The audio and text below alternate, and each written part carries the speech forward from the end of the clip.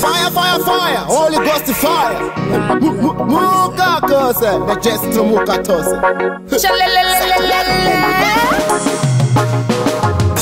Magaraba represent Triple Evangelist, El Pastor Teacher, Prayer Sister, Joseph. Irina Marie, Jinu Danana, Irina Jesuyu, Jinu Zwanana, Irina Marie, Jinu Danana, Irina Jesuyu, Jinu Zwanana. Wari wakarachi za rudo pana mai Maria, mimba iya ya bagachakura eya, mkuba tose bachitunga mira, tamara Jesu atifira eya. Banise hapana, panangani chorera guayana, pajinorema, paninochema, anondi nyaraza.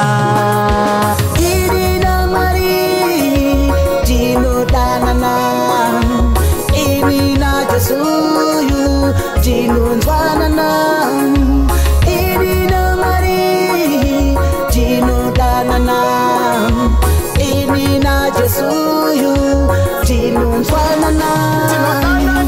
Tino Zwanana, Animusie, manakomana, takafitana, kwete mbijana, Tino yanana, wandipankana, Dio ndino chemera, kana shondi remera.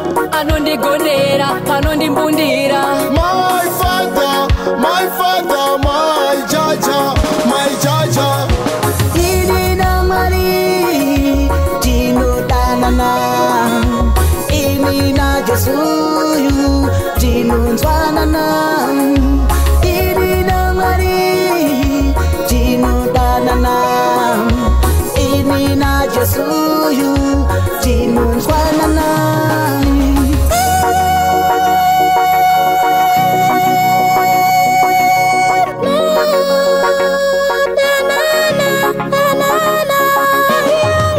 Mtoto wangu, pasarangu, muri yangu, kereka yangu, zizo yangu, shamari tangu.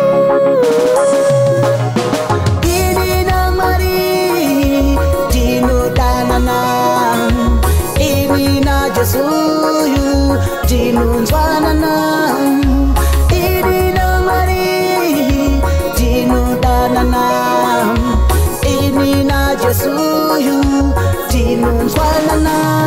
Wari wakarachi za rudo pana mai Maria, mimba iya ya bagachakura eya, mkuba tose bachitunga mira, tamara Jesu atifira eya. Banise hapana, panangani chorera guayana, pajinorema, paninochema, anondi nyaraza.